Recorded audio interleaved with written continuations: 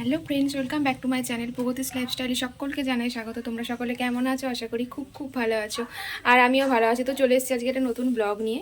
আর তো আজকের ব্লগে আমি সারাদিন কি করছি আর আমাদের বাড়িতে কে আসছে চলো তোমাদেরকে দেখাই। আর আজকে কিসের জন্য কিসের অনুষ্ঠান হচ্ছে সব কিছু তোমাদেরকে বলবো। অবশ্যই আমার ব্লগটা পুরোটা দেখবে, স্কিপ না করে।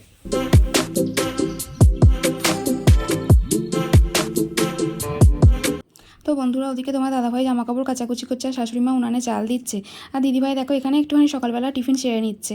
আর আমি এদিকে রান্না করতে করতে একটুখানি ভিডিও করছিলাম। দেখো এখানে আলু ভাজা হচ্ছে, আর পাশেই আর কি ওভেনটাতে প্রেশার কুকারের মধ্যে একটুখানি এঁচোড় আলুটাকে সিদ্ধ করতে বসিয়ে দিয়েছি।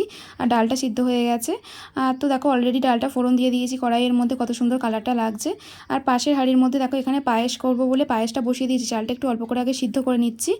আর তো দাদা বাজার গেছে, যেহেতু বাজার থেকে আনাজ আনতে একটু দেরি হয়েছে, তো তার কারণে যেগুলো মানে বাড়িতে ছিল সেগুলি আগে করে নিলাম। তো এখানে আনাজের মধ্যে দেখো নোটে শাক, করলা, পটল, টমেটো সব কিছু নিয়ে এসছে। এখন কি হবে দেখি। আর এখানে মাংস হবে বলে, তো চিকেন হবে বলে আর কি শাশুড়ি মা রসুনগুলো ছাড়াতে বসেছে। তো দেখো চিংড়ি মাছ নিয়ে এসছে, তাই এঁচড় দিয়ে করবো। আর এখানে মানে চারা মাছ নিয়ে এসছে।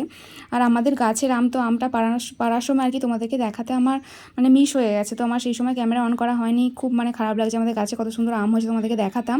আর তো দিদিভাই এখন আমের চাটনি হবে বলে আমটা দেখো কুটে দিচ্ছে আমাকে।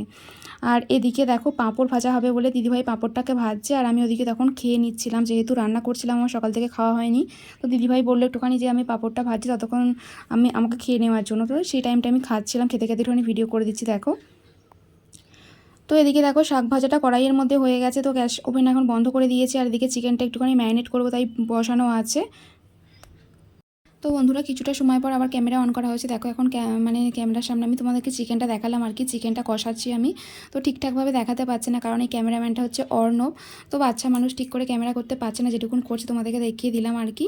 আর দেখো কী কী রান্না হয়েছে, এখানে ভাত হয়েছে, আর কিছু ভাজাভুজি হয়েছে, আমের চাটনি হয়েছে, পায়েস হয়েছে, এখানে মুগ ডাল হয়েছে, এঁচুর চিংড়ি হয়েছে, আর এখানে শাক ভাজা আর বাটা মাছ ভাজা আছে, আর এখানে চিকেন হয়েছে। চিকেনটা একটু কষা কষা রাখা হয়েছে, খুব একটা মানে ঝোল মতন করা হয়নি। আর এদিকে তো পাঁপড় ভাজা হয়েছে, দেখো পাঁপড়গুলো যাতে না নরম হয়ে যায় তার জন্য পলিথিনের মধ্যে রাখা হয়েছে।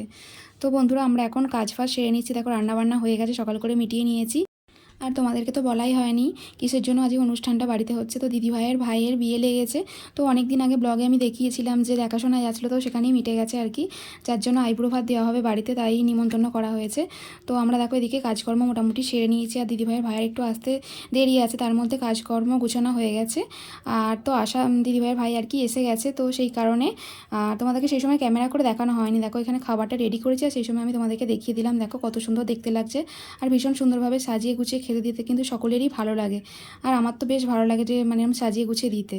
আর দেখো দিদিভাই এখন ভাইকে খাবারটা এরকম ভাব ধরে দিচ্ছে আর কি। আর আমি পাশ থেকে এক হাতে করে ক্যামেরা করছি, আর খাবারগুলো আর কি রান্নাঘর থেকে এনে এনে দিচ্ছি।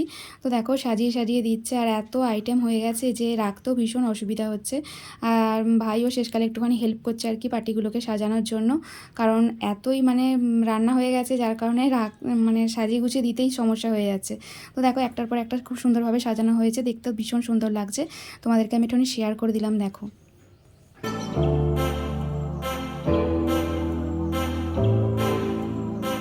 আর বন্ধুরা, খাওয়া দাওয়ার পর রেস্ট করতে করতে একদম বিকাল হয়ে গেছে। দেখো দিদিভাই এখন ব্যাগপত্র নিয়ে একদম রেডি হয়ে বেরিয়ে চলে যাচ্ছে ওর ভাইয়ের সাথেই বিয়ে বাড়ি। তো আইবুড়ো ভাত খেতে এসেছিলো বিয়ে 4 দিন আগে, যার কারণে একদম দিদিভাইকে সঙ্গে করে নিয়েই চলে যাচ্ছে। তো বাড়িটা ভীষণ ফাঁকা হয়ে যাবে। দেখো কত ব্যাগ হয়েছে, তো এখনও ব্যাগ আছে আর কি, পরে দাদা নিয়ে যাবে। তো দাদা এখন যাচ্ছে না, দিদিভাই আর দেববধূ দুজনেই চলে যাচ্ছে। আর তোমাদেরকে আমি সেটা শেয়ার করে দিলাম। দেখো বিকালবেলা একদম রেডি হয়ে বেরিয়ে চলে যাচ্ছে, সেই সময় তোমাদেরকে দেখিয়ে দিলাম।